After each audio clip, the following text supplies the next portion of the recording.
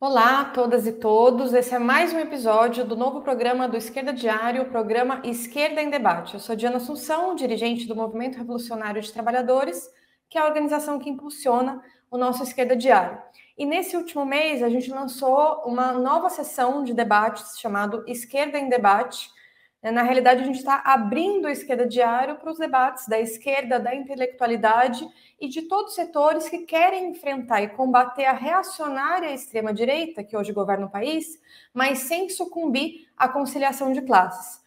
Para quem já acompanha o Esquerda Diário nos últimos anos, sabe que a gente se colocou desde 2016 a serviço da luta contra o golpe institucional, mas de maneira independente do PT. E depois, obviamente, no combate a todos os ataques e ao governo Bolsonaro.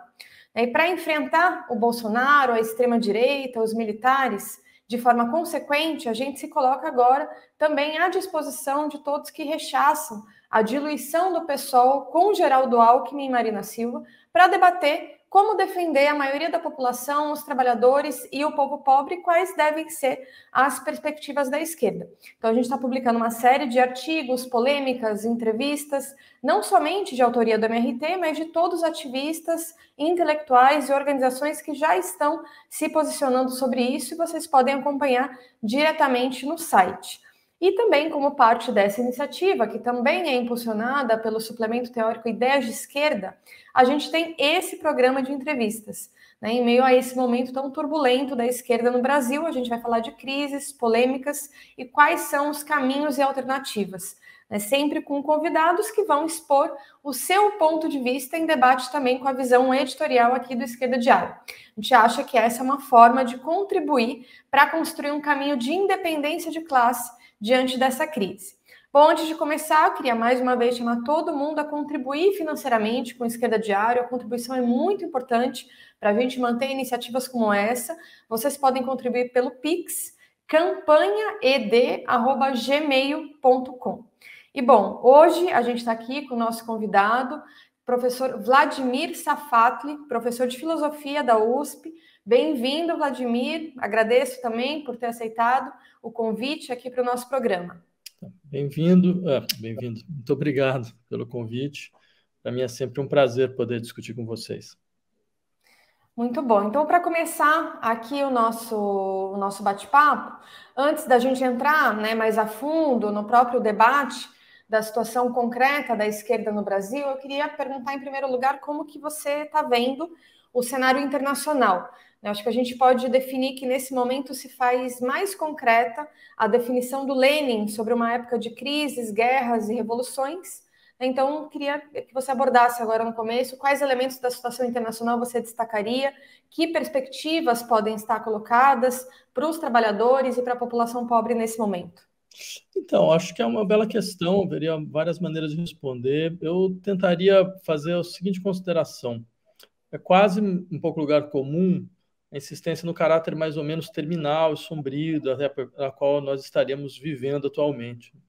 Mas eu queria insistir para uma outra dimensão que muitas vezes é negligenciada, que é o fato de que a nossa época procura desesperadamente novas formas de mobilização, de luta, e tem tentado, de várias maneiras, abrir outros espaços para os processos de emancipação social. Eu lembraria, quer dizer, no nosso continente mesmo, na América Latina, a gente viu uma sequência muito significativa de movimentos, insurreições populares, Equador, Colômbia, Chile, e muitas delas deram resultados que são resultados abertos, eu diria, né? Onde há muito claramente um espaço de luta que foi conquistado e que pode ser desenvolvido, né? A situação europeia é uma situação mais complicada, né? A gente sabe por uma série de razões, mas eu insistiria que nesses últimos tempos a gente teve, mesmo dentro do horizonte institucional, da política institucional, várias tentativas, mais bem-sucedidas ou não, de conseguir abrir outros espaços para uma reflexão claramente ancorada à esquerda. Eu acho que, é claro, existe uma espécie de leitura que tende a insistir em demasia no caráter, digamos, de ascensão da extrema-direita, no caráter que é quase como uma maneira de insistir para nós que não há muito espaço para nós nos movermos, né? E a gente vê isso um pouco também no Brasil, da sua maneira. Então, acho que talvez uma forma de tentar se contrapor um pouco esse discurso é mostrando como, ao contrário, quer dizer, nesses últimos anos, a gente percebe uma enorme tentativa das massas espoliadas, dos setores descontentes, da sociedade civil, em encontrar formas de se mover para conseguir, para poder colocar uma outra pauta de ação política que não aquela que nós nos acostumamos nesses últimos tempos. Sim, eu acho que é importante, tem uma série de discussões, né, que remetem a essas experiências, que eu acho que talvez até valha a pena a gente aprofundar um pouco, mas do ponto de vista, enfim, a gente vê processos de luta que em muitos momentos não conseguem transcender uma espécie de rebelião popular para se transformar diretamente em um processo revolucionário, né, de tomada efetiva do poder. Esse é um debate, por exemplo, importante em relação ao Chile, por exemplo, né, porque essa questão da institucionalidade que você colocou, dos espaços institucionais, eu acho que é importante a gente também sempre abordar do ponto de vista do programa, né? Qual o programa que esses movimentos levantam de um ponto de vista rupturista com essa sociedade capitalista, né? Ou seja, contra uma medidas de gestão meramente por dentro do sistema capitalista, mas sim buscando uma alternativa de ruptura com o capitalismo. Desse ponto de vista, como você vê a questão do programa a ser levantado nesse momento político internacionalmente, mas também do ponto de vista nacional, né, no Brasil? Então, acho que essa também é uma boa questão. Eu diria basicamente duas coisas. A primeira delas é que você tem razão. Acho que há há um movimento que muitas vezes não é claro a respeito de qual o seu real fôlego, mas, de toda forma, me parece que paulatinamente tem se constituído uma consciência que pode ser um elemento novo dentro desse processo, que é a consciência de que existem ao menos dois níveis de transformações estruturais da vida social. Poderia, esquematicamente, chamar cada um desses níveis de um nível microestrutural e um nível macroestrutural. O nível macroestrutural, ou seja, as instituições, as formas de governo, as estruturas do governo, certo? Que normalmente são objetos de lutas partidárias e coisas dessa natureza. E dinâmicas microestruturais, ou seja, a circulação de corpos, as formas com que os desejos constituem circuitos, organizam a vida social, quer dizer, que são questões políticas absolutamente centrais, isso é inegável, acho que, quer dizer, ainda mais você, que é alguém que trouxe aí para o mundo editorial brasileiro alguns estudos extremamente interessantes sobre como a Revolução Soviética abordou esses problemas, essas questões. Certo? Acho que é sensível também a essa dinâmica. Só que eu insistiria que durante décadas, acho que até um certo setor da esquerda negligenciou a necessidade mesma de uma ruptura macroinstitucional, macroestrutural, né? E uma abordagem de conquista de poder nessa dimensão, como se a mera modificação microestrutural tivesse necessariamente consequências no outro nível.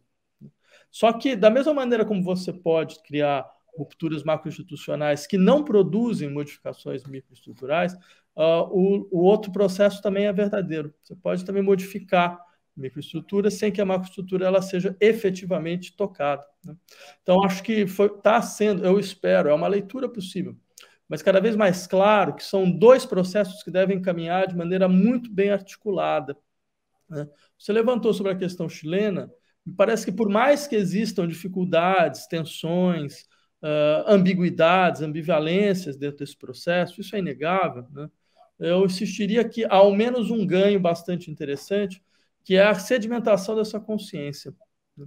A consciência de que, bem, um processo de transformação e de insurreição precisa passar para uma refundação institucional, né? O que foi tentado através de uma constituinte, bem, que também vai se desdobrar da sua maneira, mas de toda forma eu insistiria, quer dizer, que ao menos isso mostra, eu talvez pegaria mais nesse ponto, ao menos isso mostra uma consciência nascente, tá, do verdadeiro campo de transformação política do que nós necessitamos. E acho que no caso brasileiro, como você bem levantou, né, quando você fez essa pergunta, o caso brasileiro é um caso dramático, né, sob vários sentidos, né?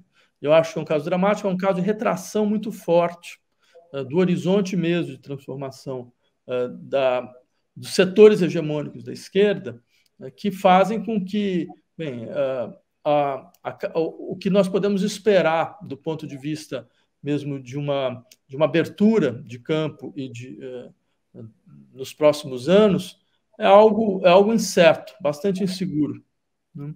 Independente de qual seja o resultado eleitoral dessa campanha de 2022. Sim, eu acho que esse elemento que você colocou, por um lado, né, a necessária tomada de consciência do movimento de massas, e por outro lado, essa relação entre o micro e o macro, para mim, se relaciona bastante com enfim, um ponto de vista que eu considero importante, que é o ponto de vista do papel da classe trabalhadora, né? Porque eu vejo que muitos desses movimentos, essa questão da consciência, muitas vezes se dilui, né, num horizonte mais reformista, digamos assim, e movimentos que terminam desembocando em certos desvios do processo mais disruptivo de luta que estava em curso, como eu acho que é o caso do Chile, também são alertas importantes para justamente pensar no caminho desses processos, né, como não permitir que eles sejam engolidos pelas instituições e sim que eles consigam transcender as instituições, né? E isso eu considero que é muito importante partir, por um lado, né, dessa centralidade da classe trabalhadora como sujeito hegemônico, digamos assim, sujeito revolucionário hegemônico da nossa época, que precisa ter um diálogo com o conjunto dos movimentos e dos setores explorados de massas, mas também esse programa, né, a ser levantado nesse momento, ou seja, um programa que responda às necessidades imediatas do conjunto da classe, mas que não se transformem num muro de proteção ao sistema capitalista, e sim que apontem num sentido transicional, né, do programa. Então, acho que isso também é uma questão que é importante, assim. E para seguir um pouco, até para comentar desse ponto de vista do programa, eu vejo que é um debate fundamental. A gente está, nesse momento, no Brasil, com a situação toda das reformas que estão em curso nesse momento, né? Muita demagogia em relação à possibilidade ou não de revogação das reformas, né? Por exemplo, com a candidatura Lula-Alckmin, né? Ficou claro no lançamento da candidatura que isso não vai ser uma pauta, sendo que é uma bandeira fundamental hoje para defender os setores explorados e oprimidos aqui no Brasil. Então, colocado um pouco isso também, eu acho que valeria a pena, pela crise que a gente vive no Brasil, abordar um pouco, em termos, agora não tanto de programa, mas de estratégia, digamos assim, sobre o papel dos sindicatos, que também é algo que, em algumas das suas elaborações, você vem colocando, né? Hoje a gente sabe que a maioria dos sindicatos são controlados pelas burocracias sindicais, né? Mas queria que você comentasse um pouco qual que é a sua visão sobre o papel dos sindicatos e também, desse ponto de vista, sobre a centralidade da classe trabalhadora na luta pela transformação revolucionária da sociedade. Então, Diana, eu insistiria o seguinte: talvez a situação seja até um pouco pior, na verdade, porque não se trata, talvez, nem sequer do fato de que setores hegemônicos da esquerda adotam pautas reformistas. Eu acho que eu tenho dificuldade até de ver pautas reformistas nesse sentido, ou seja, eu acho que a retração ainda é mais grave, né? Há um descomprometimento, que eu acho que politicamente é bastante problemático, porque impede, inclusive, que nós possamos discutir a partir de pautas concretas, né? Tipo, a esquerda brasileira ela tem já há um tempo, muito tempo, uma espécie de manobra diversionista que consiste em não colocar claramente dentro do horizonte de debates qual é o programa econômico que a gente está defendendo. Então, ou seja, jogar uma coisa aqui, outra coisa ali, para mim foi muito, mas muito sintomático, né? Que nessa última entrevista que o Lula deu na revista Times, perguntado sobre o seu programa de governo, ele jogou para depois da eleição. Fala, não, depois da eleição a gente vê com quem a gente tem, com quem ganhou. Eu acho isso extremamente problemático, porque demonstra já de cara, né, já de entrada, né, uma espécie de descomprometimento geral nesse sentido. Acho que levando em conta, aproveitando-se de uma situação que eu acho que é uma situação consensual entre todos nós, de que todas as forças devem ser mobilizadas para impedir que esse governo proto-fascista está aí no Planalto continue. A gente sabe muito bem o que isso significa, uma reeleição de um governo dessa natureza. O mundo inteiro mostra que exatamente nos segundos mandatos que o processo todo realmente mostra sua verdadeira extensão. A gente viu isso na Turquia, viu isso na Hungria, viu isso na Polônia. Então, aproveitando-se dessa situação, que é um ponto pacífico, todo mundo tem, acho que, um acordo enorme, salvo setores muito minoritários, né, em relação a isso. Não é possível eliminar de uma vez por todas, eu digo, não só comprometimento programático, né, mas o exercício da política como ampliação da imaginação social, né, que é algo extremamente grave também. A capacidade de, dentro do processo político, você projetar uma série de medidas, de ações que podem não ocorrer amanhã, podem não ocorrer na semana que vem, podem não ocorrer em um ano, mas elas galvanizam a luta, entendeu? Galvanizam o processo, que ele tem que ter, que você tem lutas de médio prazo, você tem lutas de longo prazo, você tem lutas de curto prazo, certo? E nada disso é colocado em circulação. Isso eu acho, mais uma vez, extremamente problemático, né? E algo não teria outra palavra a utilizar, não ser nocivo. Acho isso realmente nocivo. Dito isso, acho que você levantou também a questão vinculada aos sindicatos, né?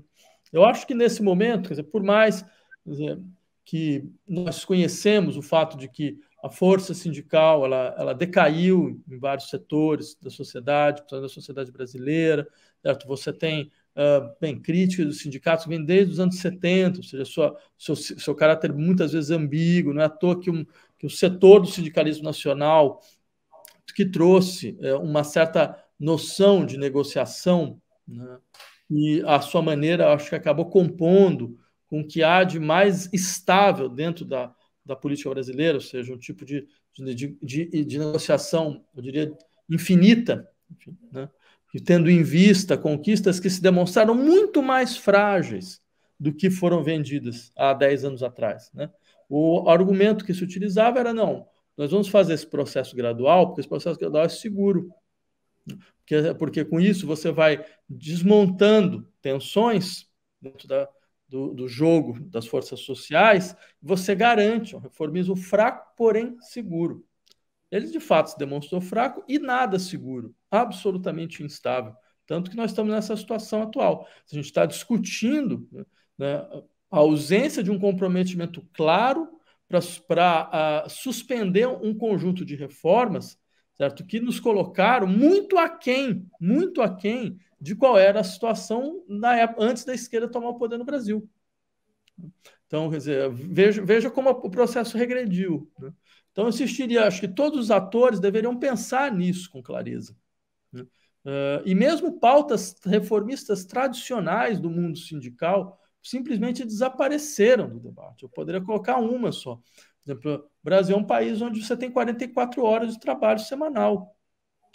Você tem, quer dizer, nem a exigência de você colocar, não, a gente quer 40 horas. Isso sem contar, bem, tem países que conseguiram fazer 35 horas sem redução de salário, né?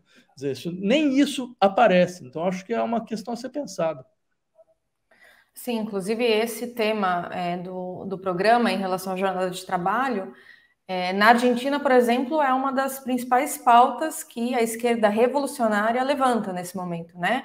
Agitando a ideia de uma jornada de trabalho de 5 dias por semana, 6 horas por dia, sem redução salarial, né? Ou seja, disseminando a ideia de que o conjunto das horas de trabalho podem ser divididos entre empregados e desempregados, para também atacar, e não somente o problema da jornada de trabalho, como o problema do desemprego, que é muito grande, né? Eu acho que é uma consigna bastante forte e ofensiva desse ponto de vista, para mostrar como um programa que se reivindica de esquerda revolucionário pode articular, né, essas demandas. Mas sim, com certeza, a situação ela é pior e mais complexa de fato, mas ao mesmo tempo exige, portanto, de nós, eu acho, justamente refletir como não transformar o nosso horizonte em um combate à extrema-direita, apenas e ponto final, né? Ou seja, o combate à extrema-direita, ele precisa ser feito desde uma perspectiva, na minha visão, revolucionária. Eu acho que o caso dos Estados Unidos, para pegar alguns exemplos internacionais, é bem elucidativo desse ponto de vista, porque lá a extrema-direita foi derrotada eleitoralmente, mas não foi derrotada de fato.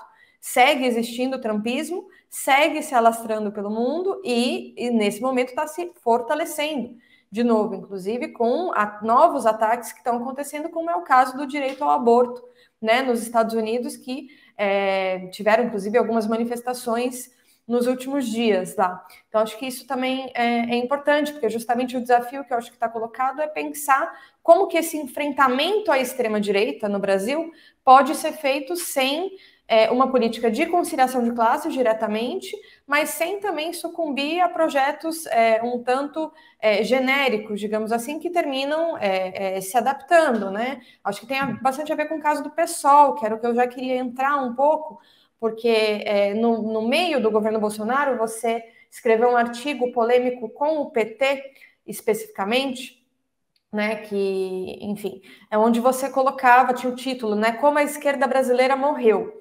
E nesse artigo você mostra, né, como essa esquerda não buscou resistir aos ataques do governo Bolsonaro, né, e, enfim, nas suas palavras, né, mostrando uma inoperância completa do que um dia foi chamado de a esquerda brasileira. Então, assim, pegando um pouco o gancho dessa elaboração que você fez, nesse contexto todo, qual que é o significado que você vê da política do PSOL nesse momento, né? Porque às vezes a gente fala a esquerda, o PT é a esquerda, isso no âmbito de massas, né, é visto assim, mas na realidade já há bastante tempo o PT não é efetivamente um partido da esquerda, digamos assim, não institucional, né? Então, tratando de um dos partidos que eram vistos como se localizavam à esquerda do PT, como é o PSOL, queria te perguntar como é que você está vendo esse momento. Então, Diana, eu diria duas coisas. A primeira, acho que você fez bem lembrar do fato de que fazer essa comparação com os Estados Unidos, lembrando bem, você pode ganhar eleitoralmente da extrema-direita, o que não significa que você a venceu. E eu acho que é isso que vai acontecer no Brasil. É possível, sim, que nós ganhemos eleitoralmente da extrema-direita. E aí tem toda uma questão se vai ocorrer ou não um golpe, se vai ser possível empossar um novo governo ou não. Tudo isso está longe de ser uma coisa completamente clara, né? A gente sabe, bem, o lugar que os militares ocupam dentro do processo político brasileiro hoje é outro. A gente não tem muita clareza a respeito do que isso efetivamente significa. Agora, imaginar que nós vamos vencer a extrema-direita, eu acho muito, muito improvável. Eles podem perder, mas eles continuam como força, digamos, consistente, coerente dentro da articulação interna deles, certo? E ideologicamente muito bem constituída. Eles têm um projeto para o país, um projeto de uma revolução conservadora no Brasil, no sentido mais forte do termo. Um projeto que tem enraizamento dentro da história brasileira. É um projeto que a gente pode pegar suas raízes no integralismo, a partir dos anos 20. Por sinal, diga-se passagem, há uma base estética modernista desse projeto. É o lado sombrio, é o modernismo sombrio, né, que a sua maneira nunca saiu do nosso horizonte, misturado com toda a história da nossa incapacidade crônica de elaborar o que significam os processos, digamos, naturalizados pelo colonialismo e todas as suas violências. Tudo isso se constitui um caldo, que é um caldo que agora ganha um corpo, e ganhou um corpo. E esse corpo não vai se dissolver no dia 3 de outubro de 2022. Certo? Então, seria muito importante compreender o que isso significa. E eu acho que há concordância nesse ponto, de que, essa luta, que vai ser uma luta não vai ser uma luta pontual, ela é uma luta que vai exigir um tempo muito grande, ela só pode ser vencida através de uma outra perspectiva revolucionária. Ela não será vencida a partir do modelo conciliatório que diga-se passagem, nos colocou aqui. Não foi por falta de conciliação que nós chegamos nesse ponto. né? Quer dizer, basta ver a história da Nova República, basta ver o que aconteceu nos últimos 15 anos. Por um exemplo entre vários outros, tá? Mas a gente precisaria ter estabelecido diálogos com as bases evangélicas. Mas vejam bem, historicamente, esses diálogos ocorreram desde o primeiro dia do governo. Do governo da esquerda no Brasil, né? Do governo do PT, desde o primeiro dia. Certo? Isso sempre esteve lá, e nem por isso alguma coisa efetivamente ocorreu do ponto de vista da constituição de um campo comum de lutas, e nem vai ocorrer. Certo? Então, mas eu insisto nesse ponto. Esse modelo já foi testado infinitamente no Brasil, e ele é um dos responsáveis por nós estarmos até aqui. Dito isso, eu insistiria. Quando eu falei sobre a morte da esquerda brasileira, eu falei, e eu até insisti um pouco nesse aspecto, olha, isso diz respeito a todos os atores da esquerda brasileira, inclusive nós, quer dizer, eu até te colocado, inclusive, por exemplo, no meu caso, inclusive a classe intelectual, que avaliou mal o processo, avaliou muito mal. A gente não tinha uma avaliação profunda do que era o enraizamento do fascismo nacional. A gente não tinha uma avaliação profunda sobre a permanência das estruturas de violência que organiza o Estado brasileiro. A gente nunca pressionou para valer de verdade, por exemplo, o Estado a desmontar sua máquina necropolítica. Nunca. Isso, a gente falava, mas isso não era visto como uma questão central, definitiva, como depois se mostrou. Basta ver o que aconteceu quando o núcleo proto-fascista da sociedade brasileira se desrecalcou, né, no sentido mais claro. Desculpa, acho que tem alguém entrando aqui. Pronto. Então, eu insistiria nesse ponto para dizer, a meu ver, de fato, esse momento ele marca um esgotamento geral dos atores da esquerda nacional, não só do seu núcleo mais hegemônico, o que nos coloca uma série de questões, sabe? Como lidar com isso, como tentar abrir novos campos, como procurar estruturas de aliança, certo? Qual a melhor estratégia nesse sentido, que tudo isso, de fato, são questões em aberto, né?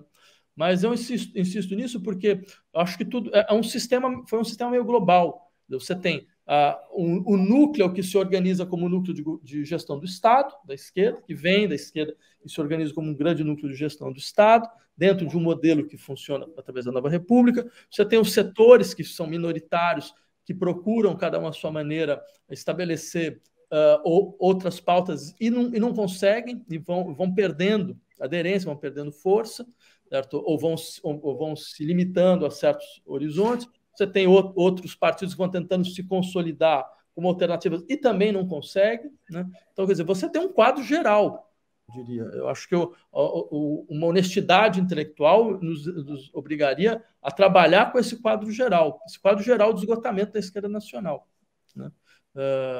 Então, eu assumo, e ainda continuo acreditando muito nisso, o que coloca uma questão muito, muito importante, a meu ver, que é, dentro desse horizonte, dito isso, como se mover, o que é possível fazer, como jogar com as estruturas institucionais, certo? Isso é toda uma questão que acho que merece ser objeto de reflexão e de tentativa, né? Descobrindo por tentativa e erro, que é a única maneira que a política efetivamente funciona, né?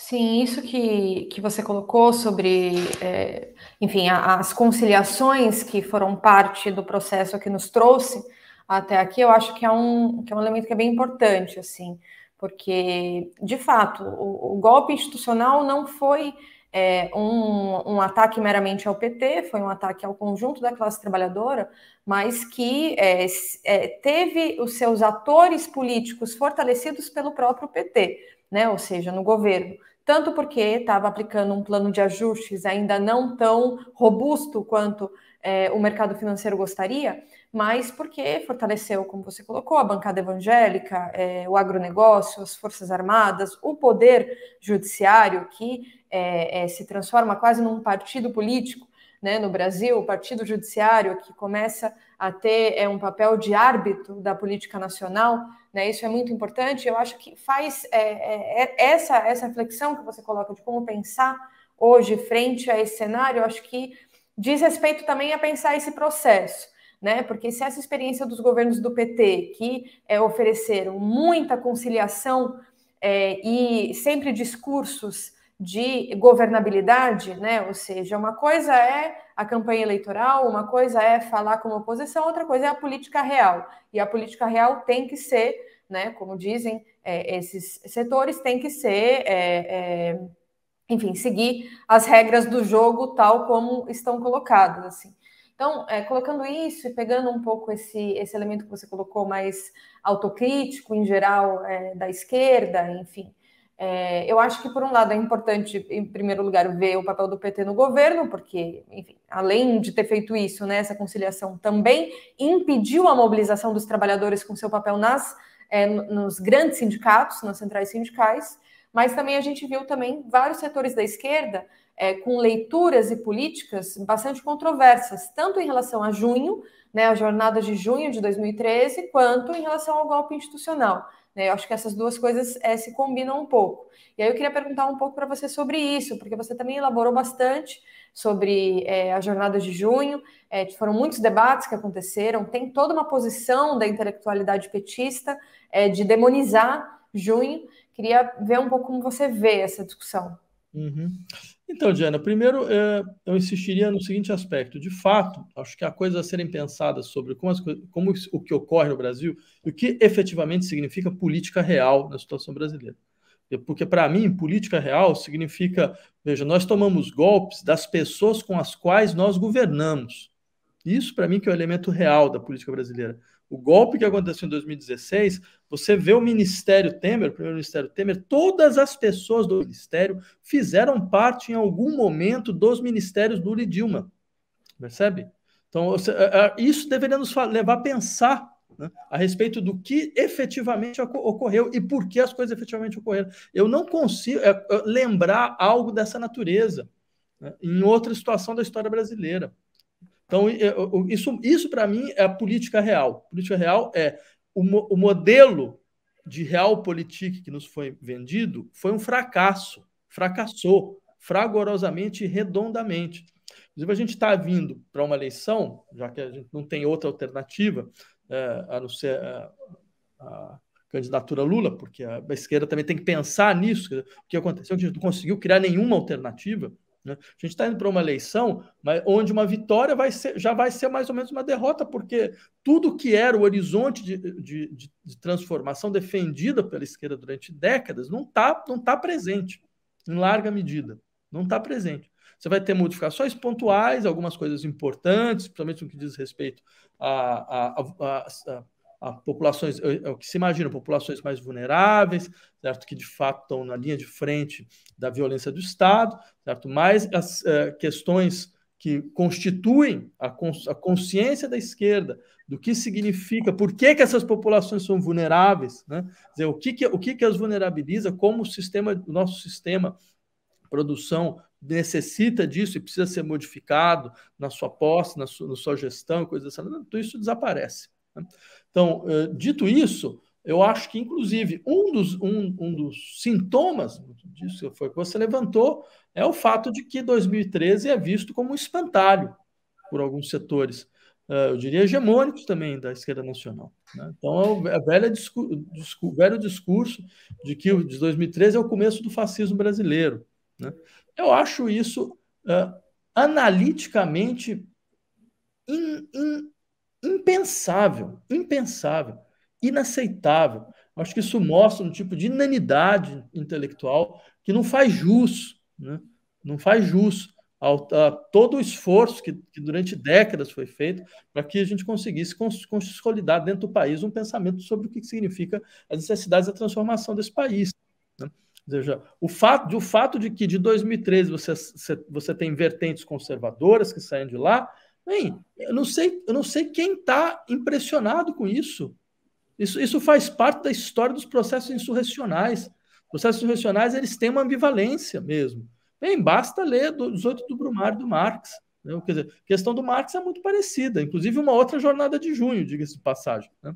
Que era como é que uma revolução social deu na restauração do Império e deu em Napoleão III, deu em regressão. Como um processo revolucionário pode dar uma regressão? Essa é a questão que ele coloca. E ele percebe uma das hipóteses que ele levanta bem. Você tem dois sujeitos num processo insurrecional. Você tem dois tipos de subjetividade política que estão em contradição, que lutam entre si, que lutam dentro da insurreição, dentro do processo. Como a gente viu em junho, foi quase pedagógico, diga-se passagem. Quase pedagógico. A gente viu, teve um momento que uma parte de junho começou a lutar contra a outra. O sujeito ia lá com uma bandeira do Brasil, outro ia tirava, o outro ia lá com uma bandeira do movimento social, uma bandeira vermelha, ia lá e brigava. Quer dizer, a gente viu isso muito claramente. Né? E isso, nada disso, o que eu acho interessante é isso, nada disso é novo. Nada disso é novo. Isso é quase a repetição de uma estrutura dada. Então, o que é mais interessante é isso. Em um processo onde não é novidade, por que se tem esse tipo de discurso de uns setores da esquerda? Porque eles partem do seguinte princípio: um povo que se levanta contra um governo do povo não é um povo. É só. Eles acham isso, não é possível. Né? Me lembra um pouco um poema do Bertolt Brecht, que ele escreve quando Stalin manda tanques para Berlim. Né? E ele começa dizendo alguma coisa mais ou menos, o camarada Stalin, parece que ele está muito, muito entristecido com o fato de que o povo alemão não estava à altura do que no seu ponto de vista, eram os seus desígnios. Né? Então, o poema diz, então, bem, é fácil, a gente troca de povo. Então, acho que é um pouco uma coisa nesse sentido. Né? E muito me impressiona que 10 anos depois, isso continue de forma tão consolidada. Né? O que deveria ser analisado de outra maneira, analisar como nós perdemos essa oportunidade, como nós não soubemos vocalizar esse processo. E eu diria ainda mais, esse processo ele vai voltar. Ele vai voltar porque as condições de precarização da sociedade brasileira, elas são insuportáveis. A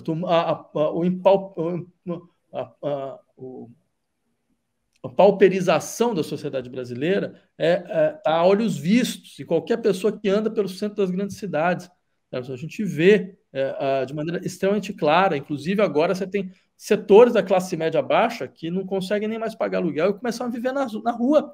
Você vê andando na rua, você vê essas pessoas falando, não, essas pessoas elas levam, inclusive, seus antigos móveis, elas estão lá, né? Basta conversar. Então, você percebe que você tem um nível de pauperização brutal, absolutamente brutal. E esse nível não vai ser resolvido dentro de mais uma política de transferência de renda. Certo? E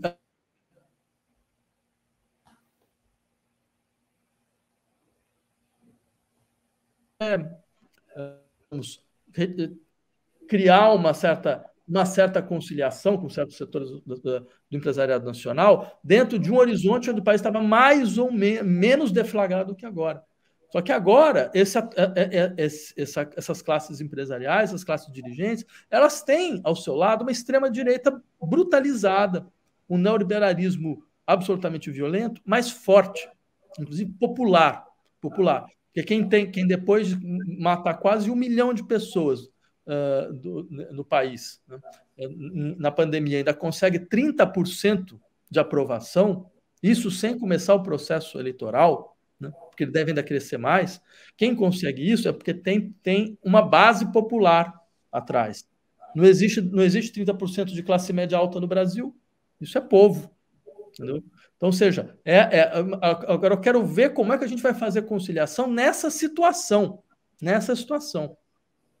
Tem que ter muito desconhecimento sobre o que é a classe empresarial brasileira para imaginar algo dessa natureza. Então, acho que dentro desse horizonte é muito provável que a gente tenha um outro processo de explosão de descontentamento social. E a questão é, a gente está preparado para isso ou não? Sim, eu acho que, inclusive, toda a política de demonização do PT em relação a junho tem a ver justamente com impedir o surgimento de alguma alternativa à esquerda do PT que possa ter um alcance de massas e que pegue justamente a contradição que tiveram os governos do PT ao governar, né, com um programa que na prática não se efetivava. Né, já se tratava de um programa bastante integrado ao regime, mas mesmo as promessas mais elementares de não atacar a população com planos de ajustes, isso não se manteve também pela própria situação econômica, que na hora que vem a crise econômica não existe possibilidade de ou você rompe com o mercado financeiro, rompe com a lei de responsabilidade fiscal, rompe com todos os mecanismos do Estado que são utilizados para manter o nível de exploração dos trabalhadores, ou você vai governar para manutenção do status quo burguês, né, concretamente. Então, acho que essa questão de junho é importante, e essa pergunta que você coloca, por um lado, né, o balanço de por que perdemos essa oportunidade, e se estamos preparados para um possível novo processo que venha acontecer, eu acho que tem tudo a ver com esse debate, porque, inclusive, se a história se repete e o que ocorreu não são coisas efetivamente novas, se todo esse percurso foi de conciliação de classe que nos trouxe até aqui, não seria a hora de ter uma política mais rupturista de independência de classe, que signifique se colocar frontalmente contra a extrema-direita, mas talvez num primeiro momento de forma mais minoritária, apontando um caminho que não concilie com esses setores todos? Eu acredito, de fato, nesse processo, nessa necessidade de colocar de radicalizar o discurso da esquerda nacional e de insistir que em política nem sempre 1+1 dá 2. Às vezes 1+1 dá 0. Né? E, dito isso, eu acho, inclusive, que isso pelo qual o Brasil tem passado atualmente, isso repete uma história da América Latina. Quer dizer, os chamados progressismos latino-americanos, eles todos entraram em colapso. Né? Dizer, a gente viu isso no Brasil, a gente viu isso no Chile, antes do estalido, a gente viu isso no Equador, a gente viu isso em vários outros... A gente viu a complexidade da situação boliviana, tem questões sobre a situação venezuelana, a gente viu tudo isso. Então, acho que tem uma figura do progressismo latino-americano. Quem trabalhou isso muito bem foi o Fábio Luiz Barbosa, Daniel Feldman, num bom livro que chama O Médico e o Monstro, né? Onde eles se insistem que essas políticas que procuravam, de uma certa maneira, controlar o processo capitalista de concentração, de degradação das macroestruturas de proteção, acabou acelerando, por outra razão. Então, acho que dentro desse horizonte, você vai ter países que começam, então, a lutar para conseguir passar para uma outra fase, para encontrar uma outra alternativa. Então, você tem vários. Você tem a Colômbia com os seus processos insurrecionais, que vai ter, inclusive, eleição agora. A situação chilena foi um pouco fruto disso. E você tem países como a Argentina e o Brasil que meio param nisso. E param. E acho que não é à toa que os dois param, entre outras coisas. Bem, tudo bem que a situação argentina é melhor do que a nossa, porque eles fizeram uma coisa que a gente não fez, né? Que eles conseguiram estabelecer uma linha vermelha que tirou os militares do horizonte da política institucional. Né?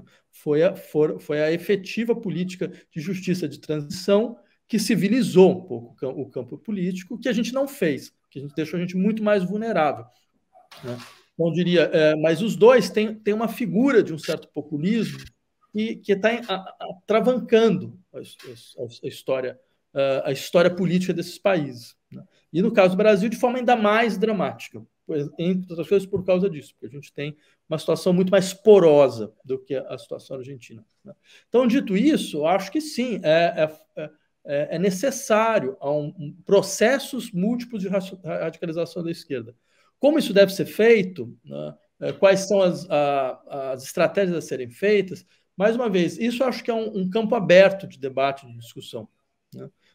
E acho que é um campo que deve talvez, inclusive, comportar várias estratégias que vão concomitantemente se articulando para ver qual funciona. Né? Porque, assim, depois eu já tenho quase 50 anos, então algumas coisas você vê que não deram certo. Você começa a pensar, não, há de se ter uma certa flexibilização de estratégias. Por exemplo, eu acreditava, assim, há 10 anos atrás, que processos que saíram de movimentos de descontentamento generalizado pudessem funcionar. Eu posso dar um exemplo, não tem problema em assumir erros.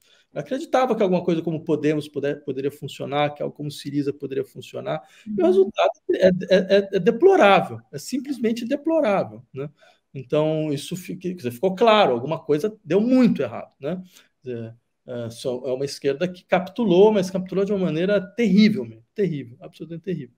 Então, acho que isso me fez, de uma certa forma, agora ter uma certa uma certa crença de que talvez uma multiplicação de estratégias é necessário para cada localidade específica, para a gente perceber qual que vai ter condição de levar mais claramente a necessidade de reconstitucionar, reconfigurar o debate político a partir de uma pauta de radicalização dos processos de emancipação social. Sim, achei interessante você colocar isso do Podemos e do Syriza, porque é um tabu na esquerda, digamos assim, porque muitos setores reivindicavam essas experiências naquele momento, tiravam fotos com essas lideranças, e depois, quando se mostrou uma catástrofe, é quase como um tema que não se fala muito sobre isso, ou seja, não tem um balanço claro. Né? E é necessário ter um balanço claro porque foi uma catástrofe para a população grega, no caso do Syriza, o plano de ajustes, e é toda a integração do Podemos ao governo diretamente imperialista. Não, virou uma esquerda hipster, é isso. Você tem uma esquerda... Exatamente.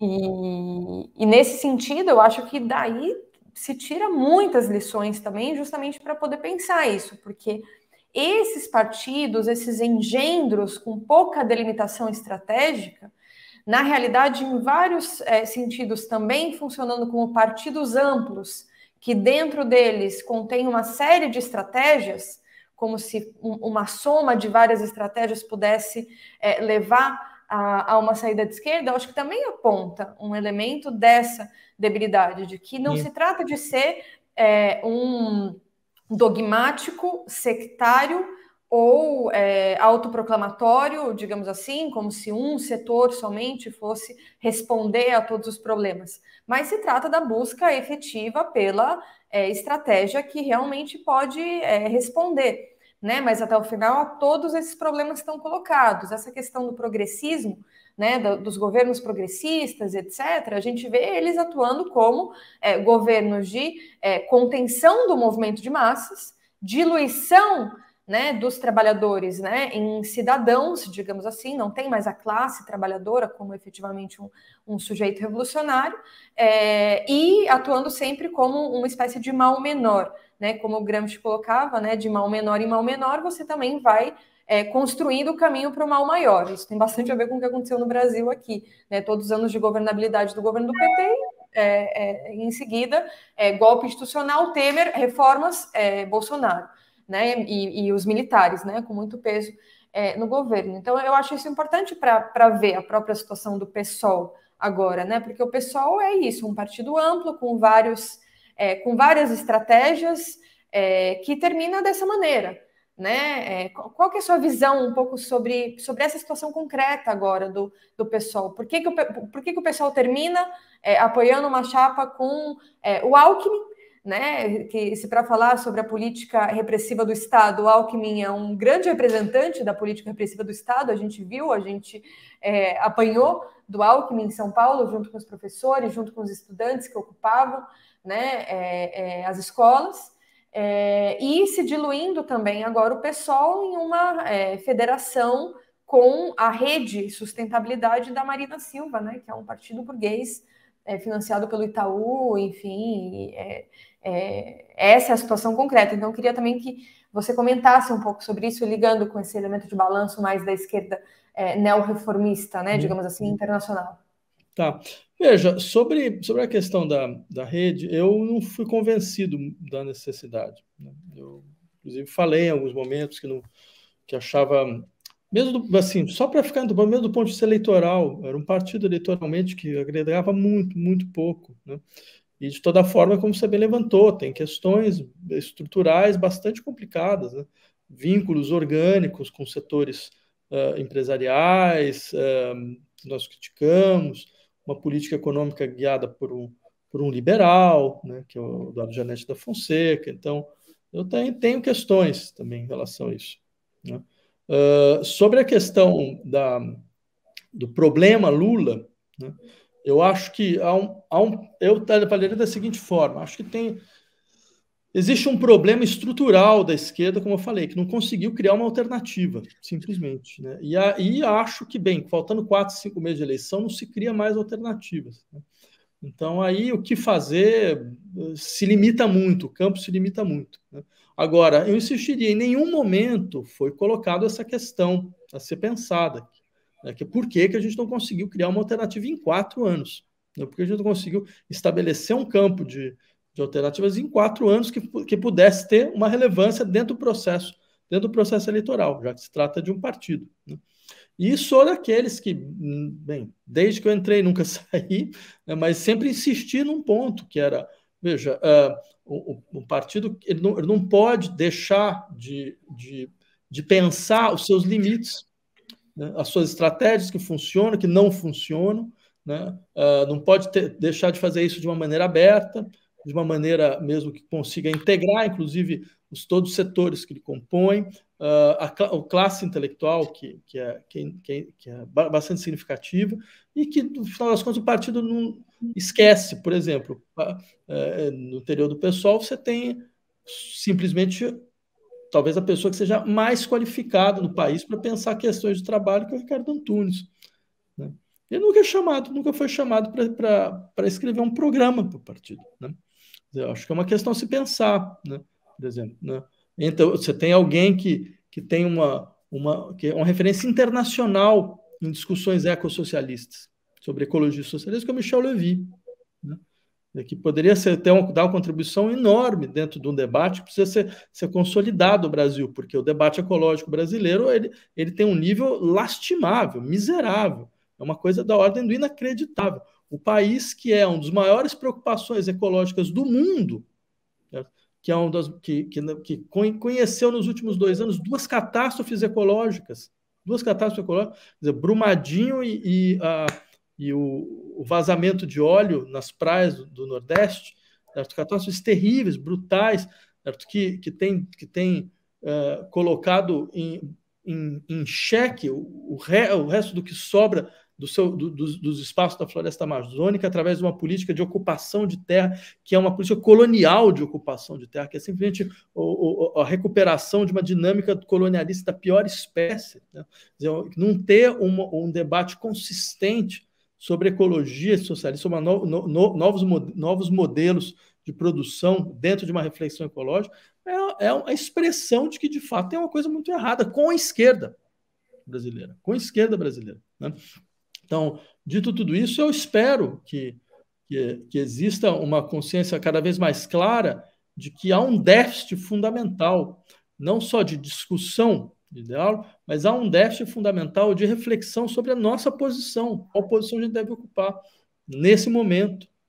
E isso não vai ser, sabe, não vai ser com um processo eleitoral, com o no poder, que isso vai se modificar brutalmente. Ao contrário, isso vai acelerar ainda mais a nossa necessidade.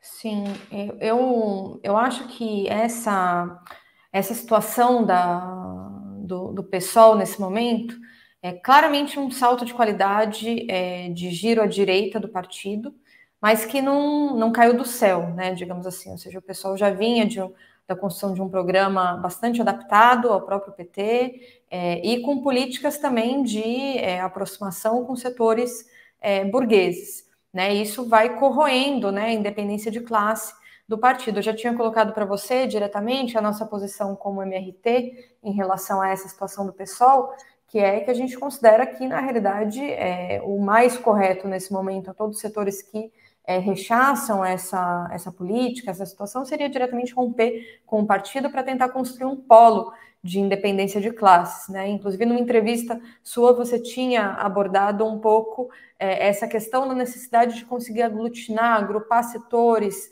ainda que seja de maneira minoritária, para tentar mostrar uma alternativa, né? Porque eu acho que é isso que tá bastante colocado nesse momento, né? Ou seja, vão ter muitos setores que vão ficar órfãos de uma política de esquerda, porque vai estar a maioria do PSOL fazendo campanha diretamente para o Alckmin, junto com o Lula, né, e junto com a Marina Silva. Então, ou seja, a gente também está caminhando para uma possível experiência ministerialista do PSOL num eventual novo governo Lula-Alckmin, né?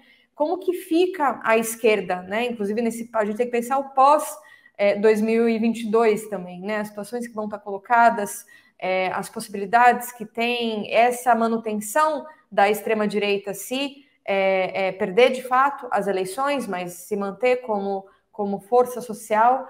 Acho que são discussões importantes para a gente ir pensando também, para ir finalizando um pouco aqui a nossa entrevista de hoje.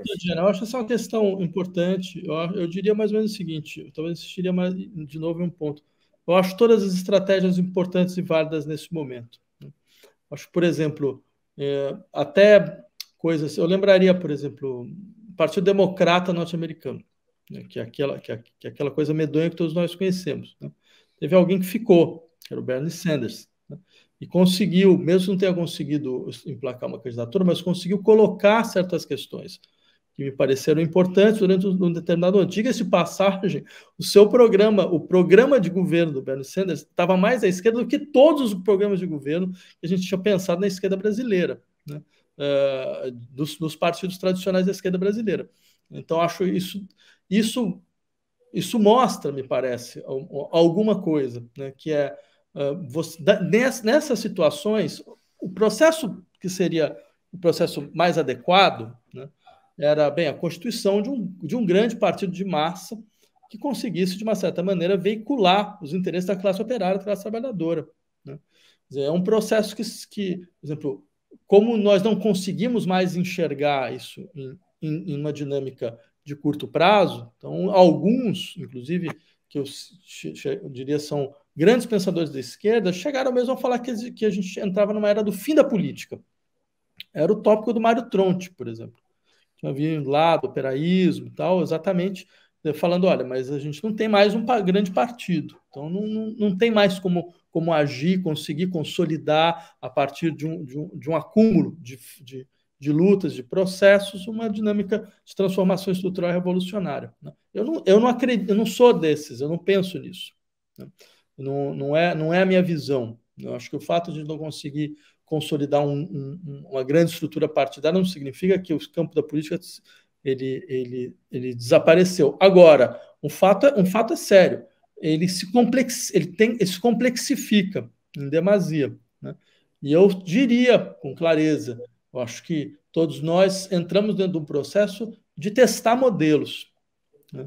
E esses modelos, modelos que cada um à sua maneira, alguns deles vão ser bem-sucedidos, outros não, né? A gente vai ver dentro de um prazo o que de fato vai acontecer.